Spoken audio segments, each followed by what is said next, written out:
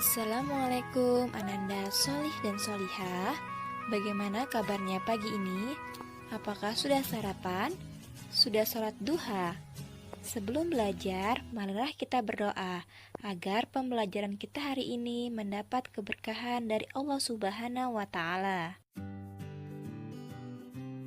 Hari ini kita akan melanjutkan pembelajaran tema 8, lingkungan sahabat kita, subtema 2, perubahan lingkungan, pada pembelajaran 1 dan 2. Tujuan pembelajaran kita hari ini ialah 1. Siswa dapat menyebutkan peristiwa-peristiwa atau tindakan pada teks non-fiksi dengan benar. 2. Siswa dapat mengidentifikasi faktor-faktor yang mempengaruhi siklus air dengan benar. 3. Siswa dapat memahami konsep pengembangan pola lantai dengan benar. Sekarang coba Ananda semua perhatikan kedua gambar berikut ini. Pada gambar A menunjukkan daerah yang subur dengan cadangan air yang berlimpah. Sedangkan pada gambar B menunjukkan daerah yang gersang dengan tidak adanya cadangan air. Tahukah kalian bahwa lingkungan pada gambar A dapat berubah menjadi seperti lingkungan pada gambar B? Hal tersebut dapat terjadi jika kita tidak menjaga lingkungan, misalnya melakukan penebangan liar, sehingga mengakibatkan hilangnya cadangan air tanah yang diakibatkan tidak adanya daerah peresapan air. Begitu pula sebaliknya, lingkungan seperti gambar B dapat berubah menjadi lingkungan seperti gambar A. Hal tersebut dapat dilakukan dengan cara melakukan reboisasi dan selalu menjaga kelestarian hutan. Perubahan lingkungan terjadi karena faktor alam dan kegiatan manusia. Ada perubahan yang menguntungkan, tetapi ada pula perubahan yang merugikan. Apa sajakah itu? Ayo kita cari tahu dengan membaca teks pada halaman 36 yang berjudul Siklus Air Tanah. Proses siklus air menyebabkan air bergerak meninggalkan tanah ke udara. Selanjutnya, air turun lagi ke tanah dalam bentuk air hujan. Air yang turun ke tanah ini ada yang masuk ke sungai. Aliran air di sungai ini akan terkumpul kembali di laut. Selain masuk ke sungai dan mengalir ke laut, ada juga air yang tergenang membentuk danau. Air yang turun ke tanah ada yang masuk dan bergerak ke dalam tanah melalui celah-celah dan pori-pori tanah, serta batuan. Air yang masuk ke dalam tanah ini kemudian menjadi air cadangan atau sumber air. Air cadangan akan selalu ada apabila daerah peresapan air selalu tersedia. Daerah resapan air terdapat di hutan-hutan. Tumbuhan hutan mampu memperkukuh struktur tanah. Saat hujan turun, air tidak langsung hanyut, tetapi air akan terserap dan tersimpan di dalam tanah. Air yang tersimpan dalam tanah akan menjadi air tanah. Air akan lebih mudah meresap jika terdapat banyak tumbuhan. Air yang meresap akan diserap oleh akar tumbuhan tersebut.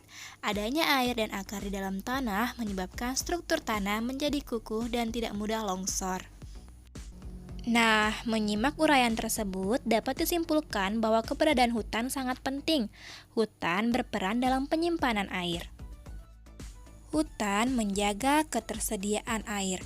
Oleh karena itu, kita harus senantiasa menjaga kelestarian hutan. Saat ini, hutan banyak yang gundul akibat penebangan liar. Selain penebangan, hutan dapat rusak akibat pembakaran. Pepohonan di hutan ditebang atau dibakar dengan alasan tertentu, seperti untuk membuka lahan pertanian, perumahan, atau industri. Kegiatan-kegiatan ini dapat mengurangi kemampuan tanah dalam menyimpan air. Akibatnya, pada saat hujan terjadi banjir, dan pada saat kemarau banyak daerah mengalami kekeringan. Nah, selain itu juga pembangunan jalan yang menggunakan aspal atau beton dapat menghalangi meresapnya air hujan ke dalam tanah. Akibatnya, Pada saat hujan, air tidak dapat meresap ke dalam tanah. Hal ini menyebabkan terjadinya banjir dan air menggenangi jalan-jalan. Nah, apa akibatnya jika daerah resapan air semakin berkurang? Apabila daerah resapan air semakin berkurang, cadangan air di bumi ini semakin menipis. Hal ini dapat mengakibatkan sungai-sungai dan danau menjadi kering.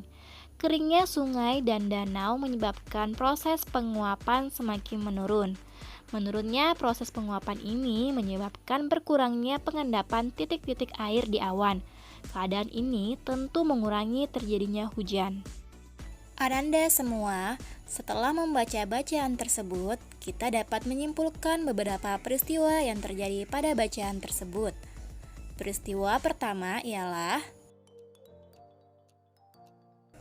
air bergerak dan meninggalkan tanah ke udara. Selanjutnya, air turun lagi ke tanah dalam bentuk air hujan.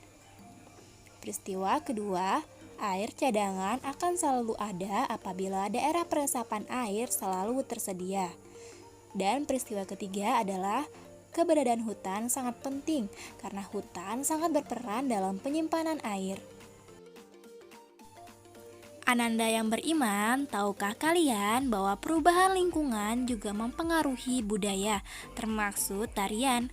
Tarian daerah berkembang mengikuti perubahan, namun perkembangan itu juga masih mengikuti aturan dasar tari, termasuk pola lantai.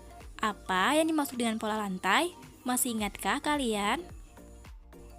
Pada saat menari, penari kadang bergerak ke kiri, ke kanan, maju, mundur, atau bergerak membentuk lingkaran.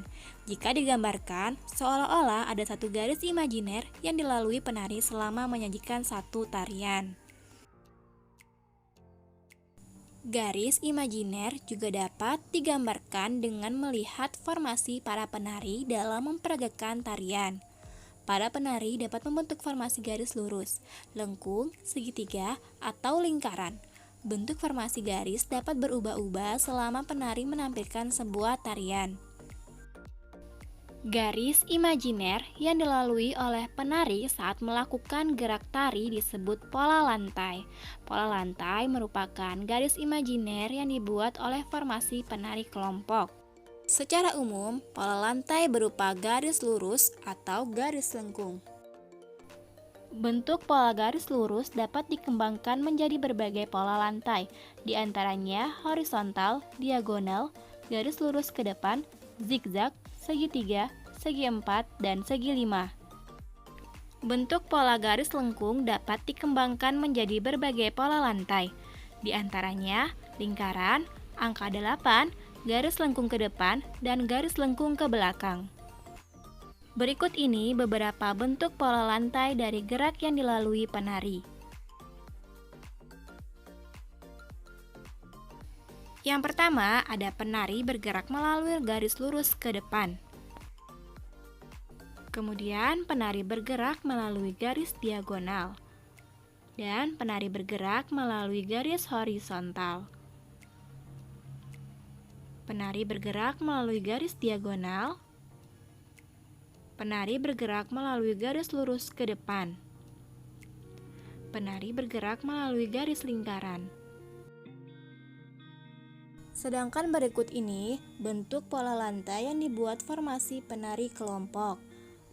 Pertama, formasi penari membentuk pola lantai diagonal. Kemudian, formasi penari membentuk pola lantai segi lima.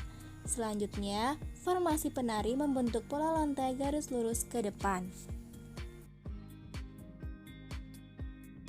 Kemudian, formasi penari membentuk pola lantai zigzag. Lalu, ada formasi penari membentuk pola lantai lingkaran.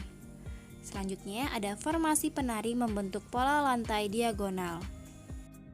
Nah, Ananda semua, coba kalian perhatikan gambar berikut ini, yaitu tari legong dan tari saman. Gerakan yang dilalui penari pada tari legong membentuk pola lantai berbentuk lingkaran. Sedangkan formasi penari pada tari saman membentuk pola lantai horizontal.